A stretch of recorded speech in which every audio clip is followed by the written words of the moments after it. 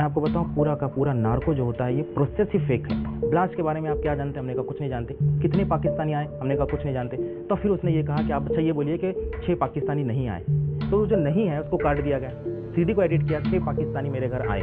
इस तरह से जो है काट छाट करके ब्लास्ट कैसे किया? हमने कहा हमको नहीं मालूम। तो कहा ठीक है, टीवी कैसे चलता है? तो बोला कि रिमोट कंट्रोल। बोलो जवाब दो। वो खुद डॉक्टर हमारे मुंह में रखती थी, बोलो रिमोट कंट्रोल। हमने कहा कि ये सवाल और ये जवाब तो कोई खतरनाक नहीं है और कोई ऐसी बात नहीं उस है। रिमोट कंट्रोल को क्वेश्चनिंग में ये दिखाया गया कि बॉम्ब कैसे डेटोनेट करते बम हैं। कैसे बनाए या बम किस तरह से फोड़े गए, तो उसका जवाब ये था कि रिमोट कंट्रोल। तो इस तरह से पूरा जो है मैनिपुलेट करके उस सीडी को, नार्को टेस्ट को जो पेश किया गया। नाम वाहिद शेख। साल 2006 में एक टेररिस्ट होने के इल्ज़ाम में महाराष्ट्र एटीएस ने इन्हें गिरफ्तार किया और 2015 में सेशंस कोर्ट ने बाइज्जत बरी। झूठे सबूतों के चलते ज़िंदगी के 9 साल उन्हें जेल में गंवाने पड़े। उन्हीं झूठे सबूतों में से एक ये नार्को टेस्ट, जिसकी मास्टरमाइंड थी मालिनी सुब्रमण्यम उर्फ doctor Nako. This is the story of India's lie detector frauds. Welcome to Crime Casata.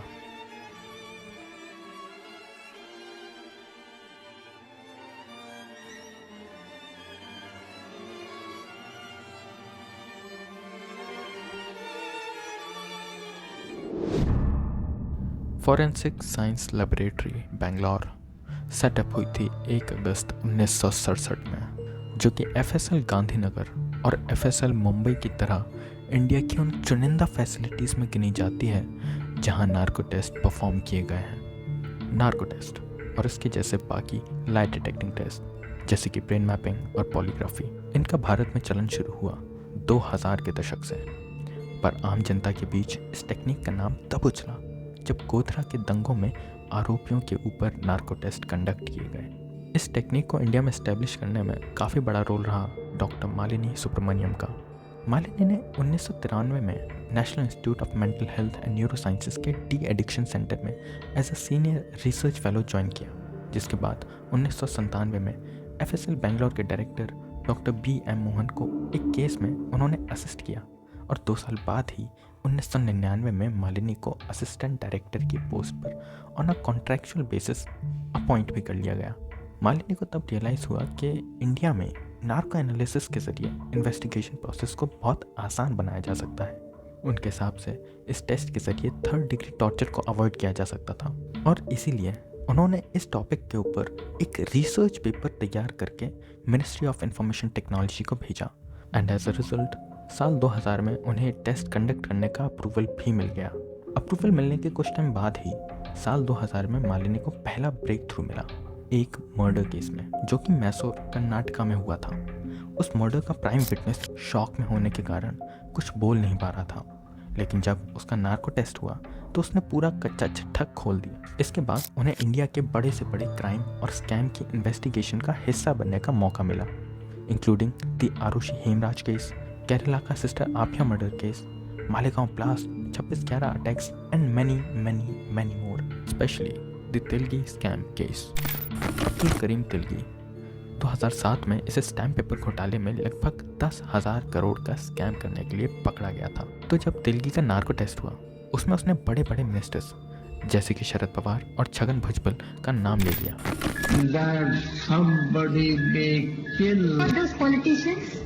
Mr. Sharad Pawar, Mr. Bhujbal, जिससे पूरा इंडिया का पॉलिटिकल सीन हिल गया और मालिनी का नाम सुर्खियों में आने लगा। एज अ रिजल्ट उनकी और FSL बेंगलोर की पॉपुलैरिटी दिन ब दिन बढ़ने लगी and she became nothing less than a star. फिर 30 जून 2007 को कर्नाटका गवर्नमेंट ने असिस्टेंट डायरेक्टर की पोस्ट के लिए फॉर्मल रिक्रूटमेंट चालू की, जिसमें सिर्फ 2 ही लोगों ने अप्लाई किया। उन्हीं में से एक थी डॉक्टर मालिनी और इस बार वो परमानेंटली इस पोजीशन के लिए अपॉइंट हो गए। पर तब उन्हें इस बात की बिल्कुल भी भनक नहीं थी कि यही उनकी ज़िंदगी का सबसे डिफाइनिंग मोड भी बनने वाला है, क्योंकि दिसंबर 26, 2008 को farmer DG and IGP R Shri Kumar, जिन्होंने तेलगी स्कैम की इन्वेस्टिगेशन की थी, उन्होंने एक अनोनिमस टिप के चलते कर्नाटका चीफ सेक्रेटरी को एक कॉन्फिडेंशियल रिपोर्ट पेश की, जिसमें पता चलता है कि मालिनी ने असिस्टेंट डायरेक्टर की पोस्ट पर अप्लाई करने के लिए फर्जी एजुकेशनल सर्टिफिकेट्स बनवाए थे। उनकी हाई स्कूल मार्कशीट की जेरोक्स में डेट ऑफ बर्थ झूठी थी। एज पर रिपोर्ट्स उनकी एक्चुअल ईयर ऑफ बर्थ थी 1960, जबकि जेरोक्स में प्रिंटेड था 1964। ऐसा इसलिए क्योंकि अप्लाई करने की मैक्सिमम एज 45 साल थी और उनकी एक्चुअल ईयर ऑफ बर्थ के हिसाब से वो 2 साल बड़ी यानी कि 47 साल की हो रही थी। इसके अलावा उन्होंने कनाडा की यूनिवर्सिटी ऑफ कैलगरी का बना हुआ training in basic and advanced hypnotherapy certificate भी जमा किया था, लेकिन रिपोर्ट के हिसाब से उसमें बहुत ही कॉमन वर्ड्स जैसे कि इंस्टीट्यूट, रिसर्च, सेक्रेटरी और इवन कनाडा की भी स्पेलिंग गलत लिखी थी। इसका मतलब ये कि वो सर्टिफिकेट भी फेक था। और ये भी पता चला था कि मालिनी एफएसएल की डिप्यूटी डायरेक्टर होने के साथ साथ राजाजी नगर के एक private hospital Spandana nursing home में एज अ कंसल्टेंट स्पेशलिस्ट भी काम करती थी, जो कि किसी भी गवर्नमेंट डॉक्टर के लिए इलीगल होता है। इस सब के चलते डीजीपी श्री कुमार ने मालिनी को एक सिक्योरिटी रिस्क कह के डिफाइन किया। इस रिपोर्ट ने कर्नाटका विधानसभा में हड़कंप मचा दिया और opposition party Janata Dal secular के लीडर एमसी नानिया ने रूलिंग बीजेपी पार्टी से मांग की कि मालिनी को पोस्ट से हटाया जाए। दबाव में आकर बीजेपी ने बिना कोई इंक्वायरी रखवाए ही 25 फरवरी 2009 को मालिनी की सर्विसेज को टर्मिनेट कर दिया। Her dismissal was early recommended by the since-retired DGP R. Srikumar, who said she was a security risk. Even more seriously, there have been allegations that she doctored narco-analysis reports, with particular reference to the case of murdered Kerala nun, Sister Abhaya. So by spoiling this my witness evidences, all these people will get the benefit of doubt. So this is the people who have conspired have got this in their mind, and they must have been paid for all this for this also. That is what I heard. तब तक मालिनी करीब 1200 से ज्यादा narco test, 3500 से ज्यादा पॉलीग्राफ्स और 1800 से ज्यादा ब्रेन मैपिंग्स कंडक्ट कर चुकी थी, जिसकी वजह से उन्हें डॉक्टर नार्को और नार्को क्वीन कहकर पुकारा जाने लगा। तो अब जब देश की सबसे बड़ी एक्सपर्ट को ही जॉब से निकाल दिया गया, तब पूरे देश के सामने ये बड़ी चुनौती आ खड़ी हुई कि अब नार्को टेस्ट करेगा कौन। उन 400 से ज्यादा टेस्ट का क्या जो अभी भी पेंडिंग थे? यही सवाल पूछते हुए रिपोर्टर्स पहुंचे इंडिया के सबसे famous forensic scientist doctor P Chandrasekharan के पास। इन्होंने ही Rajiv Gandhi assassination case handle किया था और 2003 में इन्हें फॉरेंसिक्स इंटरनेशनल का प्रेसिडेंट घोषित किया गया। जवाब में वो कहते हैं, मैं उम्मीद करूंगा कि एजेंसीज ऐसे टेस्ट करना ही बंद कर दें। इवन 26/11 के अटैक्स की इन्वेस्टिगेशन सफल होने के पीछे 2 बड़े कारण थे। एक तो मुंबई पुलिस की मेहनत और दूसरा उनका किसी नार्को टेस्ट पर निर्भर न रहना। मैं पहले दिन से ही एफएसएल बेंगलोर में हो रहे फ्रॉड पर उंगली उठा रहा हूँ। डॉक्टर मालिनी एक साइकोलॉजिस्ट है, जबकि नार्को टेस्ट सिर्फ एक साइकाइट्रिस्ट ही कर सकता है। अगर पुलिस को टेस्ट करवाना ही है तो किसी भी साइकाइट्रिस्ट के पास जा सकती है, पर मैं यही चाहता हूँ कि ये मेथड बंद हो जाए, जो कि बाकी दुनिया पहले ही नकार चुकी है। डॉक्टर मालिनी की साइकोलॉजी में मास्टर डिग्री थी। बेंगलोर यूनिवर्सिटी से क्लिनिकल साइकोलॉजी में स्पेशलाइजेशन और पीएचडी भी थी। इसके अलावा उनके पास सिस्टम मैनेजमेंट और साइकोलॉजिकल काउंसलिंग में पोस्ट ग्रेजुएट डिप्लोमा भी था, पर इनमें से कोई भी साइकाइट्री के बारे में नहीं था। साइकोलॉजिस्ट और साइकाइट्रिस्ट में सबसे बेसिक डिफरेंस ये होता है कि एक साइकोलॉजिस्ट किसी भी पेशेंट को दवाइयाँ देने के लिए क्वालिफाइड नहीं होता, जबकि साइकाइट्रिस्ट ट्रेन डॉक्टर्स होते हैं जिन्हें दवाइयों की नॉलेज भी होती है और वो क्वालिफाइड भी होते हैं। पर ये कौन सा फ्रॉड था जिसकी तरफ डॉक्टर शेखरन इशारा कर रहे थे? दरअसल डॉक्टर मालिनी की पूरी नार्को टेस्टिंग जर्नी ही कंट्रोवर्सी से घिरी हुई थी। 2006 में उन पर अल बद्र के पाकिस्तानी ओरिजिन के एक्चुअल टेररिस्ट फहाद अली का नार्को टेस्ट पुलिस को देने से पहले न्यूज़ चैनल्स को लीक करने का आरोप लगा था। फिर 2008 में human rights activist Arun Ferreira, जिन्हें नक्सली होने के इल्ज़ाम में पकड़ा गया था और 2011 में बरी कर दिया गया, उन्होंने अपने नार्को टेस्ट की आप बीती एक लेटर के जरिए दुनिया के सामने रखी। लेटर में वो बताते हैं कि पहले मुंबई एफएसएल में उन पर 4 फॉरेंसिक टेस्ट कंडक्ट किए गए, जो कि थे brain mapping, polygraph, narco test और साइकोलॉजिकल प्रोफाइलिंग। लेकिन जब पुलिस को अपने मन मुताबिक जवाब नहीं मिले तो वो अरुण को बेंगलोर एफएसएल में फिर से वही टेस्ट कंडक्ट करवाने ले गए। उन दोनों फैसिलिटीज का कंपैरिजन करते हुए उन्होंने लेटर में ये लिखा, brain electrical oscillation signature profiling या ब्रेन मैपिंग टेस्ट। इस टेस्ट में आरोपी को क्राइम से रिलेटेड या तो ऑडियो सुनाया जाता है या फिर वीडियो दिखाया जाता है, जिससे ब्रेन में क्रिएट हो रहे इलेक्ट्रिक सिग्नल्स को रिकॉर्ड करके ये डिसाइड करते हैं कि आरोपी को क्राइम की नॉलेज है या नहीं। कहने का मतलब ये कि अगर सवाल पूछने पर सिग्नल्स में कोई हरकत नज़र आती है तो ये माना जा सकता है कि आरोपी को उस इवेंट के बारे में पता है, और रिपोर्ट्स में लिखा जाता है एक्सपीरियंशियल नॉलेज। वहीं अगर कोई हरकत दिखाई नहीं देती तो मानते हैं कि उसे कुछ नहीं पता, यानी कि नील एक्सपीरियंशियल नॉलेज। इसमें सवालों के भी दो टाइप होते हैं, स्पेसिफिक प्रोब और न्यूट्रल प्रोब। स्पेसिफिक प्रोब होते हैं क्राइम से रिलेटेड, जबकि न्यूट्रल या कंट्रोल प्रोब्स होते हैं आरोपी की लाइफ से रिलेटेड, जैसे कि वो कहाँ काम करते हैं या उनकी शादी के बारे में। ऐसे सवाल जिनके जवाब पहले से ही पता हों, ताकि टाइम टू टाइम ये चेक होता रहे कि मशीन्स ठीक से काम कर रही हैं या नहीं। मुंबई एफएसएल में अरुण को सिर्फ ऑडियो बेस्ड सवाल पूछे गए थे, और कमाल की बात तो ये है कि जब उनसे पूछा गया कि क्या उनकी अपनी बीवी से शादी हुई है, तो मशीन ने कोई रिस्पॉन्स नहीं दिया। नील एक्सपीरियंशियल नॉलेज। शायद कुछ लोग शादी के सदमे से कभी बाहर नहीं आ पाते। खैर, बेंगलोर एफएसएल में उन्हें सिर्फ वीडियोस दिखाई गई थी जिसमें कोई भी न्यूट्रल प्रोब नहीं था, और जब रिपोर्ट आई तो उसमें चमत्कारी रूप से ऑडियो भी होने की बात लिखी थी। पर हद तो तब हो गई जब उनके साथी आरोपी और उनकी रिपोर्ट एग्जैक्टली सेम आई, जैसे मानो कोई फोटोकॉपी हो। ड्रीम मैपिंग के जरिए ही दुनिया में पहली बार 2008 में एक आर्सेनिक पॉइजनिंग केस में पुणे के डिस्ट्रिक्ट कोर्ट ने आरोपियों को सज़ा सुनाई थी।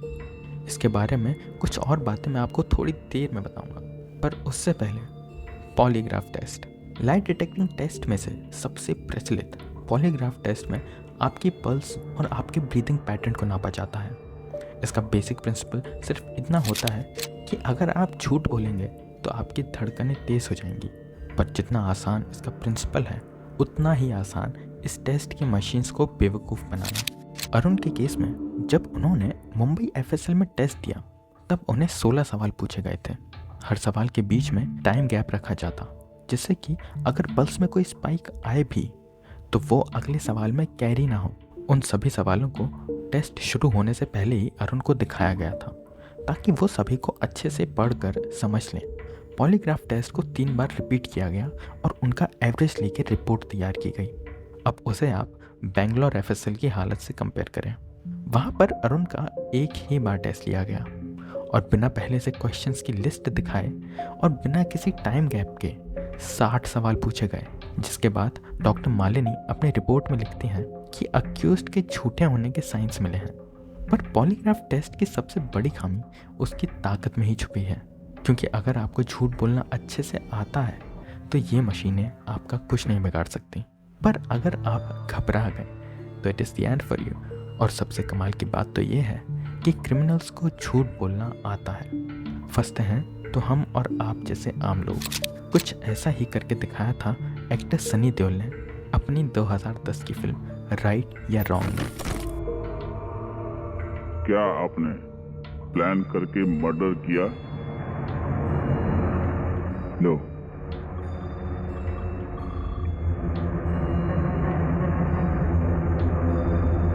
पर यह तो हुई फिल्म की बात। रियल लाइफ में आज से करीब 4 दशक पहले अमेरिकन इंटेलिजेंस एजेंसी CIA में एक एजेंट हुआ करता था, एल्ड्रिच एम्स, जो कि CIA को धोखा देकर रशियन एजेंसी KGB को सारी इन्फॉर्मेशन लीक करता था।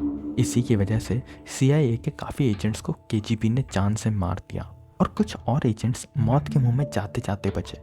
लेकिन इसके बावजूद भी 1986 और 1991 में एल्ड्रिच ने पॉलीग्राफ टेस्ट पास करके CIA को बार बार चकमा दिया।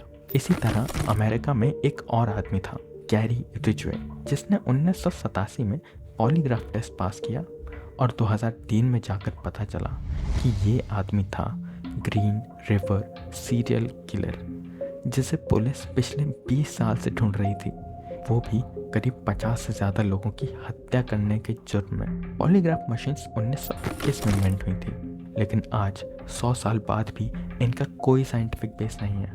Eight best you can call it pseudo science. और उसी सूडो साइंस के तख्त व ताज पर बैठी है ये next technique, narco analysis. BP, x ray, ECG, blood sugar, HIV, urine, creatinine, ऐसे तमाम टेस्ट करने के बाद आरोपी को रखा जाता है 12 घंटे की फास्टिंग पे, न खाना और न पीना, ताकि नार्को एनालिसिस के टाइम पर उसे किसी साइड इफ़ेक्ट का सामना ना करना पड़े। वो साइड इफ़ेक्ट्स जो कि पैदा होते हैं ट्रुथ सेरम के इंजेक्ट होने के कारण। सोडियम पेंटोथल को कॉमनली ट्रुथ सेरम के नाम से जाना जाता है और इससे ज़्यादा मिसलीडिंग नाम शायद ही कोई और हो। सोडियम पेंटोथल एक एनेस्थीसिया होता है जो कि टेस्ट सब्जेक्ट को बेहोशी की हालत में पहुंचाता है, जिससे उसे झूठ बोलने में मुश्किल होती है, एटलीस्ट थ्योरी में। ये एनेस्थीसिया 4 स्टेजेस में काम करता है। पहला, इंडक्शन, जब सब्जेक्ट को एनेस्थीसिया दिया जाता है और वो उसके बाद भी पूरे होश में रहता है। दूसरा, एक्साइटमेंट, इसमें सब्जेक्ट धीरे धीरे खुद पर अपना कंट्रोल खोने लगता है और यही वो विंडो होती है जिसमें सब्जेक्ट से सवाल पूछे जाते हैं। तीसरा, सर्जिकल प्लेन, इस स्टेज का इस्तेमाल किया जाता है सर्जरी के टाइम पर, क्योंकि इसमें सब्जेक्ट पूरी तरह से बेहोश होता है और इसी लेवल के एनेस्थीसिया को बनाए रखने के लिए केमिकल को कंटिन्यूसली इंजेक्ट किया जाता है। ये स्टेज रिवर्सिबल होती है, मतलब सब्जेक्ट को फिर से उठाया जा सकता है, पर अगर डोज ज़रूरत से ज़्यादा हो जाए तो आता है लास्ट स्टेज, कोमा। ओवरडोज के चलते सब्जेक्ट कोमा में जा सकता है और ये रिवर्सिबल नहीं होता। एक्सट्रीम केसेस में सब्जेक्ट की मौत भी हो सकती है। सोडियम पेंटोथल की इसी प्रॉपर्टी के चलते उसे 2010 तक यूएस के कैदियों को मौत की सज़ा देने के काम में लाया जाता था। अरुण अपना मुंबई एफएसएल का एक्सपीरियंस लिखकर बताते हैं कि वहाँ पर सेकंड स्टेज में उनसे कंट्रोल क्वेश्चंस पूछे गए थे, मतलब उनका नाम, सरनेम, प्लेस ऑफ बर्थ वगैरह, और इसके बाद क्राइम से जुड़े सवाल। लेकिन एक बार जब वो बेहोश हो गए तो टेस्ट को वहीं रोक दिया गया। दूसरी तरफ बेंगलोर एफएसएल में जब सब्जेक्ट बेहोश होने लगता है तो डॉक्टर मालिनी उसे थप्पड़ मारकर उठाती हैं। हेमराज का मोबाइल किसके पास है? हाँ, हेमराज का मोबाइल किसके पास है? हाँ? हाँ? किसके पास है? हाँ? हे कृष्णा, हेमराज का मोबाइल किसके पास है? हाँ? हेमराज का मोबाइल किसके पास है? किसके पास है बोल? वो है सत्सन साहब। हाँ? किसके पास है? सत्सन जो हवा इंश्योरेंस। हेमराज का मोबाइल किसके पास है रे? हाँ? सत्सन साहब के पास। किसके पास? हाँ? जोर से बोल, किसके पास? सत्सन साहब के पास। ऐसे ही मुंबई के सीरियल ट्रेन ब्लास्ट में आरोपी बने वाहिद शेख के हिसाब से टेस्ट के दौरान उनका कान चिमटे से खींचकर उन्हें नींद से उठाया जाता था, जिससे उनका खून भी निकला था। टेस्ट होने के बाद भी सब्जेक्ट्स को काफ़ी घंटों बाद खाना पानी दिया जाता है, मतलब ऑलमोस्ट 24 घंटे खाली पेट गुजारने होते हैं। और कोर्ट्स अक्सर सिर्फ एक नार्को टेस्ट की इजाज़त देती हैं, जैसा कि उन्होंने मुंबई ब्लास्ट केस के आरोपी आसिफ बशीर खान के केस में किया। आसिफ के इंटरव्यू के हिसाब से उनके एक तो नहीं बल्कि पूरे 7 नार्को टेस्ट लिए गए, सब के सब बेंगलोर में डॉक्टर मालिनी के जरिए, जिनमें से 4 टेस्ट एक ही हफ्ते के भीतर लिए गए थे। इन्हीं ब्लास्ट की इन्वेस्टिगेशन के दौरान मालिनी पर आरोप लगे थे कि वो ही हैं जो कि आरोपियों की edited narco test CDs news channels को भेज रही हैं। ऐसी वीडियोस अक्सर इसलिए लीक की जाती हैं ताकि जनता के बीच ये परसेप्शन बने कि पकड़े गए आरोपी ही ब्लास्ट के असली गुनहगार हैं और इससे कोर्ट्स के ऊपर दबाव पड़े।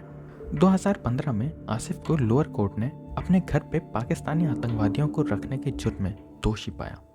हालांकि उसके पीछे भी काफ़ी लंबी चौड़ी कहानी है कि कैसे आसिफ का कन्फेशन झूठा है, पर सच क्या है वो डिसाइड करना मेरा काम नहीं। एज ऑफ नाउ कोर्ट मानती है कि आसिफ टेररिस्ट है और फिलहाल वो अपनी सज़ा काट रहे हैं। पर समझने वाली बात यह है कि 2006 में जब आसिफ के टेस्ट हुए तब वो सिर्फ एक आरोपी था और उसके साथ जो हुआ वो मेरे और आप में से किसी के भी साथ हो सकता था।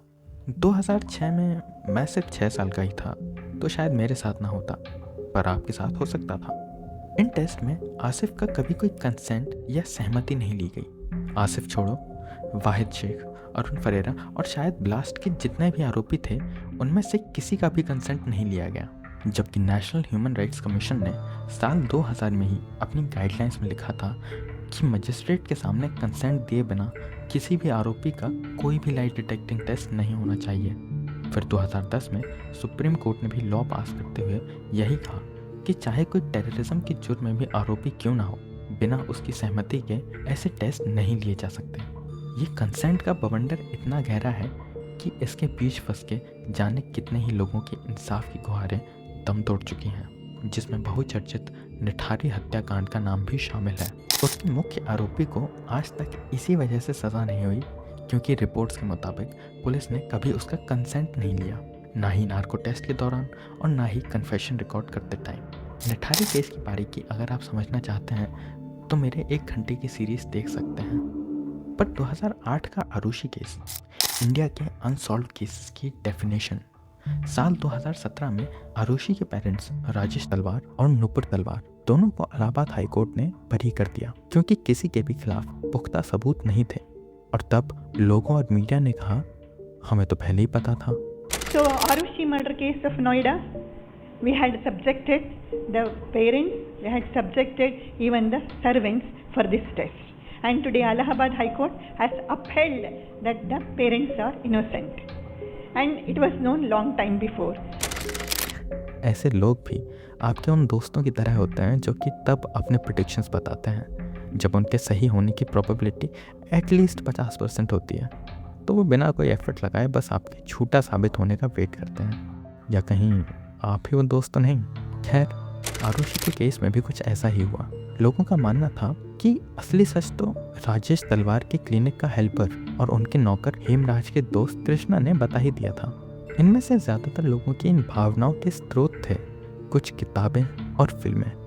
2013 में जब तलवार को उम्र कैद सुनाई गई तब जर्नलिस्ट शोमा चौधरी ने लिखा कि नुपुर और राजेश तलवार के टेस्ट में कोई भी छलावा सामने नहीं आया। वहीं दूसरी तरफ कृष्णा ने नार्को टेस्ट में एडमिट किया कि कत्ल की रात वो घर के अंदर ही था।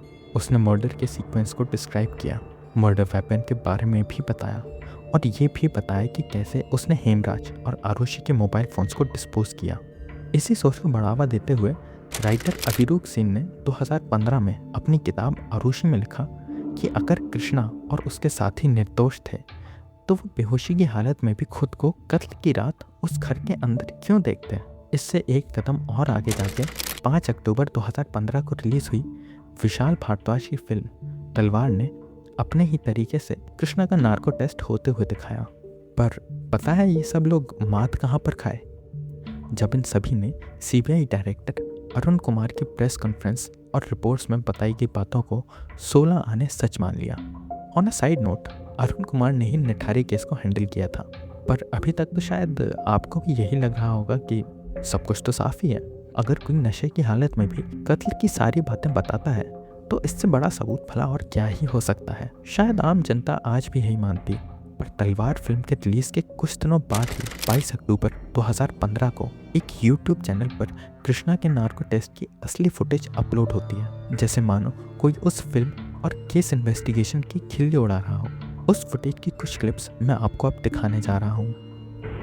कृष्णा, कृष्णा, जी मैम। हेमराज ने क्या बताया था? हेमराज ने बताया था कि वो उसकी क्या 11th क्लास की लड़की है। हाँ। जो पुरपनीगंज में रहती है, तो अब वो मेरे हाथ में आ गई है, ऐसे बताया था उसने। हाथ पे आई? हाँ। कौन कौन? कृष्णा? हाँ जी मैम। आरुषि ने उसका हाथ पे आया थी क्या, या दूसरी लड़की? मैम मैंने किसी की हत्या नहीं करी मैम। हाँ? सब कुछ कर सकता हूँ पर मैं हत्या नहीं कर सकता। हेमराज। हेमराज? हाँ जी। किसने मारा उसको? किसने मारा उसको? किसने? डॉक्टर तलवार ने। कौन सा हथियार इस्तेमाल? हाँ? कौन सा हथियार इस्तेमाल किए तेरे? क्या? खोखली। किसके पास? ये जो मैंने जिसको दिया था। क्या नाम है इसका? इसका सुजाता था। सुजाता। उसको हत्यार किए थे ना हेमराज का? मैंने नहीं किया। मैम ऐसा तो नहीं है कि मैम एक इज्जतदार लोग ऐसा नहीं कर सकते, ऐसा है क्या बताइए? नहीं ऐसा कुछ नहीं। जब मैम सिचुएशन सामने आती है तो मैम सब कुछ करना भी पड़ता है और हैंडल भी करना पड़ता है मैम। हेमराज का एक गर्दन काटा है ना, वो सर्जिकल ब्लेड में हो सकता है क्या? मेरा आप एक बार लाकर मैम काट के देखो होता है कि नहीं होता है। तुमको मार गए? हाँ? तुम्हारा गर्दन काट कर देखना है? हाँ? मैं यहाँ से भागूंगा तो नहीं। क्यों? हाँ? क्यों? नहीं भागूंगा। अच्छा, क्यों भागूंगा? मैंने जुल्म नहीं किया है। अगर जुल्म किया होता तो मैं यहाँ तक नहीं आता मैं। मैंने उस दिन उनको बोला था फर्स्ट टाइम में, जब उन्होंने बोला था मेरे ऊपर आधार अपने पर ले लो बोला था। किसने बोला था? आई साहब ने बोला था। कौन से लोकल का? हाँ? सीबीआई का या लोकल का? नहीं, लोकल वाले अच्छे नहीं चलते हैं। मैं सबसे मिला हूँ, मैं ऐसी बात नहीं, सबसे मिला हूँ। तो उन्होंने बोला कि तू आधार अपने पर ले, तेरे को सजा हो जाएगी, सजा कम कर दी जाएगी, 17 साल की उम्र में तेरे को वहाँ पर रखा जाएगा, ऐसा बोला था उन्होंने। ये क्या नाम था इसका? आई जी कुमार। आईजी? उनके साथ मुझे की बात करना प्लीज़ मैम। ठीक है, अगर आप मैं इनोसेंट नहीं हूँ, मेरे को आप बेधड़क आप मेरे को मारो, पीटो या गोली से मार दो या इन लोग कर लो, मैं ये चाहता हूँ मैं, ठीक है मैम। पर मैंने उस दिन मैं सीधे साधा मैं घर पे आया, अपने घर पे आकर सो गया हूँ, तो मेरी क्या गलती है मैम उसमें, बता। तो फिर क्या लगता है आपको, कृष्णा कातिल है या नहीं? वैसे सच बताऊं तो इस सवाल का जवाब सिर्फ इस बात पर निर्भर करता है कि आप क्या मानना चाहते हैं, क्योंकि पूरी वीडियो से कोई भी निष्कर्ष निकाल पाना नामुमकिन है। And even more interestingly, YouTube वाली फुटेज की टोटल ड्यूरेशन थी 58 मिनट 55 सेकंड्स, और ये भी बीच में ही ख़त्म हो जाती है, जबकि जो फुटेज सीबीआई ने कोर्ट में पेश की थी वो सिर्फ 45 मिनट की थी। डॉक्टर मालिनी के काम पर इतनी बार सवाल उठाए जाने के बाद भी जब 2020 में उन्हें टेड टॉक में बुलाया जाता है तो वो ये बोलती हैं, And this is, you must have heard of EEG. Just like ECG to the heart, EEG is to the brain. In the running EEG, event-related brain potentials are being measured. So generation of this P300 waves indicates that the person has truthfully participated in the crime. And it has been peer-reviewed and it has found to be 99.99% accurate. 99.99% accurate. Quite interesting.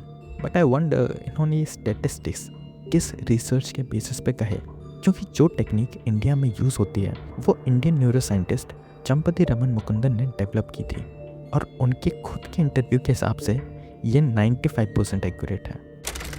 Supreme Court, it has recognized the necessity and the requirement of this scientific investigation. Law Commission also emphasized the need for training in officers using these scientific methods of detection of deception, and it has revolutionized forensic science technologies that can be proved very fruitful in crime investigation. एक minute, कौन सा case? Som Prakash versus state of Delhi. तो इस presentation के जरिए doctor Malini ji ये कहना चाह रही हैं कि देखो, सुप्रीम कोर्ट ने भी ये माना है कि DDTs यानी कि डिसेप्शन डिटेक्शन टेस्ट यानी कि लाइट डिटेक्टिंग टेस्ट, इन सब की हमारे देश में बहुत ज़रूरत है। सच बताऊं तो मैं ये स्लाइड देखते ही समझ गया था कि इसमें कुछ झूठ तो पक्का छुपा होगा, और होश तो मेरे तब उड़े जब सर्च करने पर सबसे पहले सामने आया 1974 का केस। मैं कंफ्यूज हो गया, मुझे लगा कि इतना पुराना, शायद मैंने गलत केस ढूंढ लिया।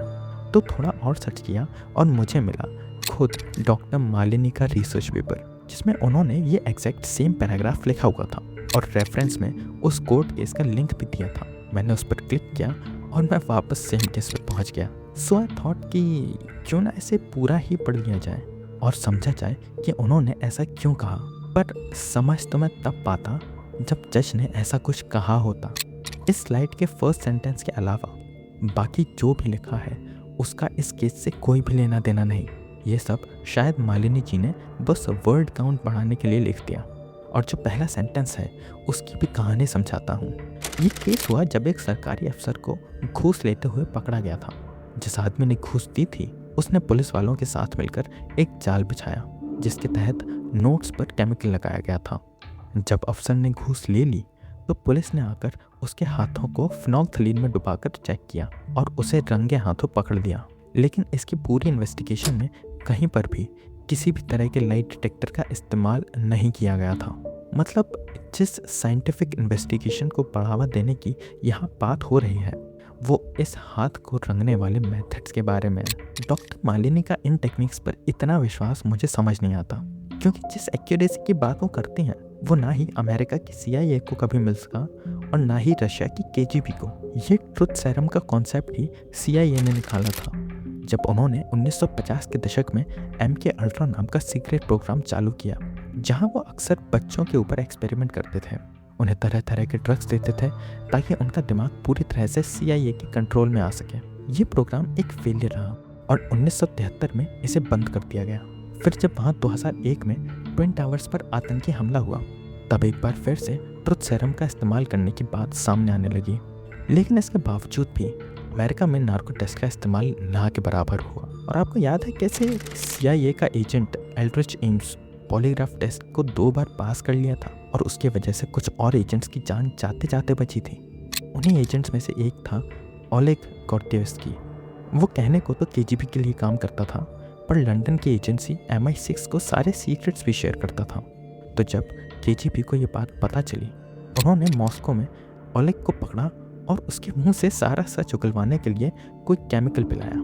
लेकिन इसके बावजूद भी ओलेग ने कुछ भी इम्पोर्टेंट शेयर नहीं किया।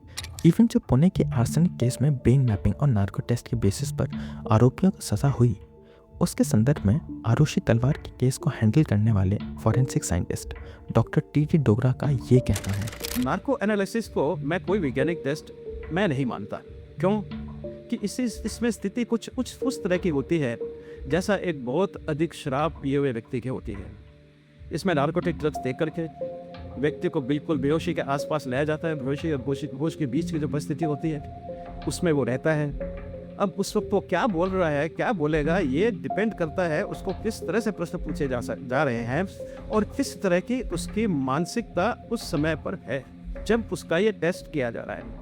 आदमी अंदर से डरा होता है। इस टेस्ट से पहले वो उसी घटना के बारे में सोच रहा होता है जिसके लिए वो पूछने वाले हैं। इसमें कोई शक की बात नहीं है कि उसका पूरा दिमाग प्री ऑक्यूपाइड होता है उस बात के लिए जिसके लिए उसका नार्को एनालिसिस कर रहे हैं।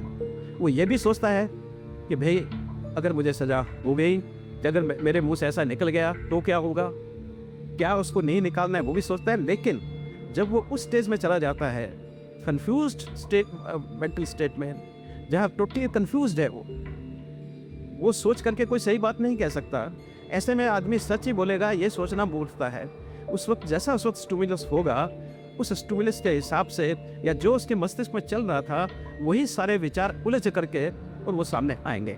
हम कुछ भी एक्सपेक्ट कर सकते हैं, लेकिन सच को एक्सपेक्ट करना बहुत मुश्किल होगा ऐसी स्थिति में।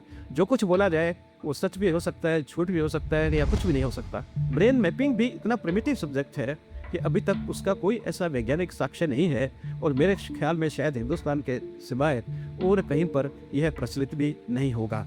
एक बात मैं पक्की कह सकता हूँ कि खाली इन्हीं एविडेंसेस के संदर्भ को लेकर के और हम न्याय नहीं कर सकते। अरुण फरेरा के लेटर में सिर्फ एक टेस्ट ऐसा सामने आता है जो कि कुछ हद तक इन्वेस्टिगेशन में इस्तेमाल किया जा सकता है, साइकोलॉजिकल प्रोफाइलिंग। एक साइकोलॉजिस्ट बैठता और समझता है आरोपी की मानसिकता को, उसके बचपन, उसकी लाइफ, उसकी फैमिली को। फरेरा लिखते हैं कि डॉक्टर मालिनी को ये टेक्निक पसंद नहीं। ऐसा उन्होंने क्यों लिखा ये तो क्लियर नहीं है, पर हाँ ये ज़रूर है कि इस मेथड का यूज़ सिर्फ मुंबई FSL में ही हुआ। जब 2009 में डॉक्टर मालिनी के सर्विसेज को टर्मिनेट कर दिया गया, तब उन्होंने कर्नाटका हाईकोर्ट का दरवाज़ा खटखटाया और काफ़ी एंटी क्लाइमेटिकली 15 अप्रैल 2013 को कोर्ट ने मालिनी को उनकी जॉब वापस दे दी। वजह ये रही कि जब मालिनी को टर्मिनेट किया गया तब उन्हें अपना पक्ष रखने का मौका नहीं दिया गया और वो डिसीजन भी पॉलिटिकली मोटिवेटेड था। ये पॉलिटिकल मोटिवेशन वाला पार्ट आता है सिस्टर आभ्या के मर्डर केस इन्वेस्टिगेशन से। वो केस जिसका फैसला 28 साल बाद जाकर 2020 में आ पाया। जब 2008 में मालिनी ने उस कत्ल के आरोपियों का नार्को टेस्ट किया तो रिपोर्ट्स के हिसाब से उन्होंने अपना गुनाह कबूल किया। इस टेस्ट की CD को देखने के बाद केरला हाईकोर्ट के जज ने कहा, इस CD में एडिटिंग हुई है, ये जानने के लिए किसी एक्सपर्ट की भी ज़रूरत नहीं पड़ेगी क्योंकि मैं खुद ही ये देख पा रहा हूँ। इसी के बाद डॉक्टर मालिनी के खिलाफ एक्शन लेने की मोटिवेशन भी पॉलिटिशियंस को मिली and hence the termination. As of now doctor Malini retire हो चुके हैं। उनकी रिटायरमेंट की एग्जैक्ट डेट का तो आइडिया नहीं है, पर जो जानलेवा वायरस उन्होंने इंडियन जुडिशरी में छोड़ा वो आज कभी आम जनता की आशा की किरण बन के सामने आता है तो कभी उनकी शामत। सुप्रीम कोर्ट ने आज तक सिर्फ एक वजह के कारण लाई डिटेक्टिंग टेस्ट को इलीगल नहीं बनाया है और वो है उनकी उम्मीद कि शायद किसी केस में कोई आरोपी एक ऐसे सबूत तक पहुंचने का रास्ता बता दे जिससे वो केस सॉल्व हो सके। पर जहाँ इस टेस्ट का इस्तेमाल लॉ के उलट जाके विक्टिम्स के परिवार को छोटा दिखाने का होता हो, जहाँ आप इस टेस्ट को इस डर से नहीं ले सकते कि क्या होगा अगर आपकी बातों को तोड़ मरोड़ कर पेश किया जाए, और इस डर से छोड़ भी नहीं सकते कि लोगों की नज़र में आप गुनहगार मान लिए जाएंगे, तो शायद इस लॉ पर फिर से विचार करना ज़रूरी है। Damned if you do, damned if you don't.